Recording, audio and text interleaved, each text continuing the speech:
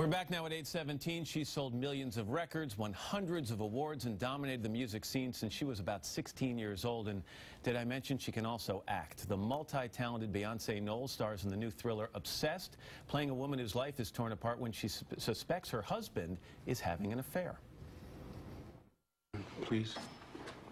Sharon, come on. Get out of my house! This is crazy, Sharon! Don't you see what's happening? Get out of my house.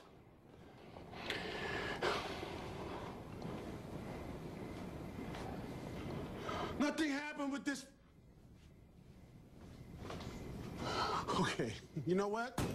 You just tell me what you want me to do, and that's what I'll do. Huh? First, I suggest you pack Beyonce Knowles, good morning. Nice to have you here. Thank you. You were just about to tell him what you want him to do, and we didn't get to hear that, but we will, I'm sure.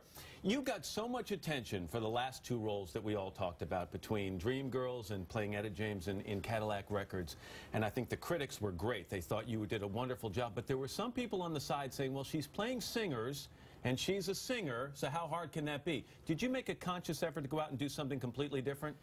Well, honestly, I never had a problem with doing roles with performing and singing in it. I actually am a big fan of Barbra Streisand, and I think one of the best things she did, she was so vocally talented and she was a brilliant actor, and she did them together. So I think I'll continue to always do musicals.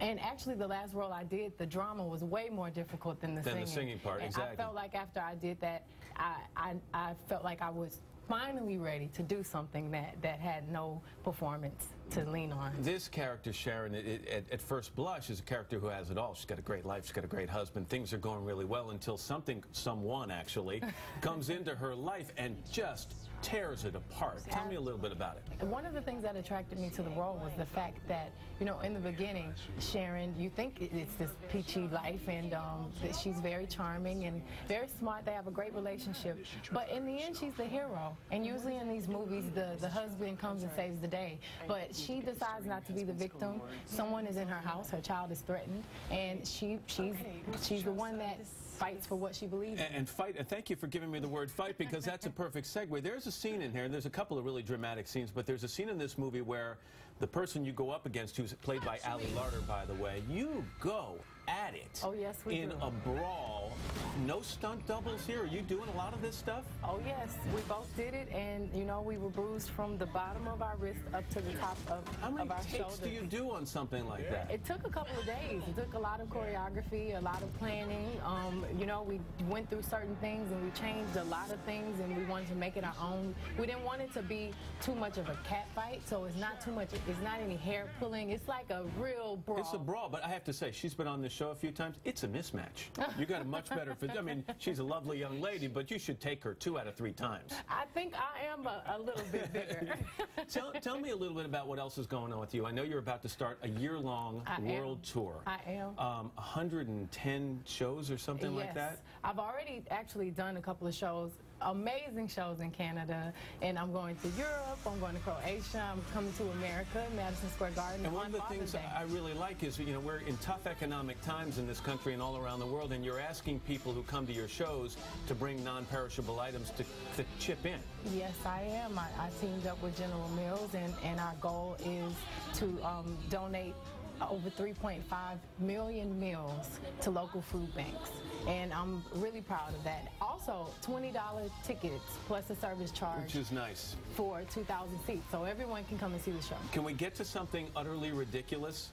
Yes. So there's this thing going around on the radio where someone apparently released what they said was an audio recording of your microphone here the last time you were on the Today Show performing outside, and they separate the music and the backup singers. And from what I hear, it sounds a little like a combination of dogs barking and fingernails on a blackboard. I've heard. Turns out it's a complete prank. Yes. Someone has stepped forward and said they tried to create this. Yes. When you hear stuff like this that it's created, what do you think about? I haven't heard this, but I do know that whoever did it, it was a complete joke. That right, they said it was. And it's so amazing to me that someone in their home can just do a little prank, and it can end up on these major radio stations. It gets spread. And people really were like, how could you believe that because I heard it was very over the top. It was a little over the top, yeah, and I can tell you, I've listened to the performances. This is not anything from the Today Show.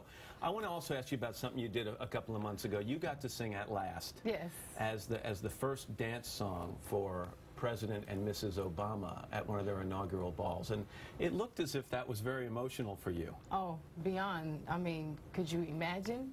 Could you imagine being there, looking right there, right in front of us, and seeing this history being made right before my eyes? It was really the highlight of my career, and I feel like I've worked. It was the highlight of your career? Yes, absolutely. I feel like all the years I've worked, you know, so hard to get that opportunity, that's what I worked for. You spoke to Michelle Obama a couple of days after, I think, and what'd she say about it?